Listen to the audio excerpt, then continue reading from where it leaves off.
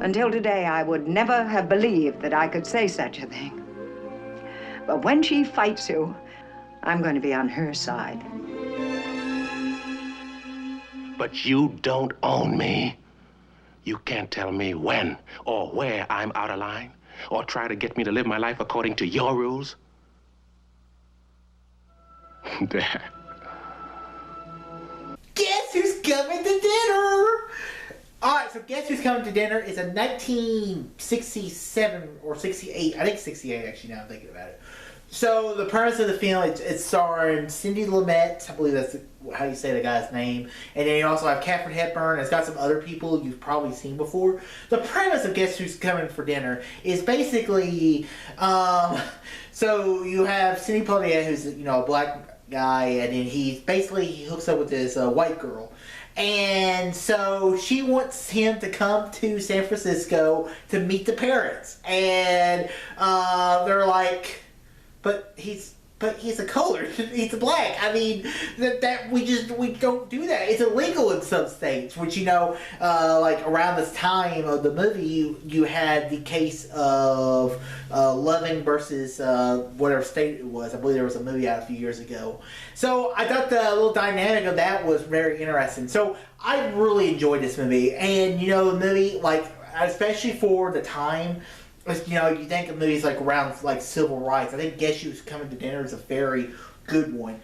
And I like how, it's set in California, and you're always thinking, oh, they're liberal, they're more open-minded to these kind of things going on. And even then, they're just like, yeah, we believe in equality and civil rights, but I don't really want you dating someone of a different race. And the thing that I really liked about it was Katharine Hepburn. I mean, just a marvelous star.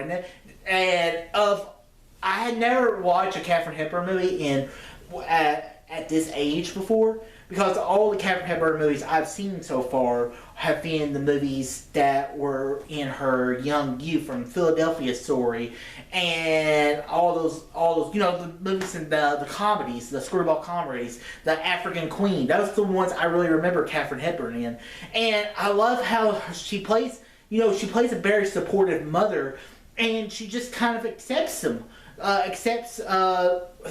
woman.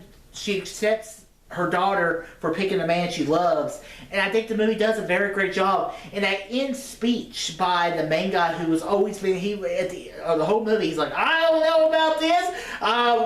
They're rushed into it. I'm not going to accept it. Blah, blah, blah. And then you're just like, and then at the end, he gives that speech, and you're just like, damn, that's power. It was a powerful moment in the movie. And I was reading into the movie that the guy who played that character died a couple days after the movie was done shooting. And I really enjoyed this movie. I thought it was I thought all the cast had great chemistry with each other. And I liked how, and it wasn't just the whites having the effects of the blacks. The blacks were also like, I don't want to date the whites. So it's like both races, or both the whites and the blacks, are just like, why do you take that one? Why do you want to go with that one? What's going on? And I thought the movie was a very enjoyable film. I enjoyed it a lot more I thought it did, and I just thought this movie was great. I'm going to give Guess Who's Coming for Dinner an A+.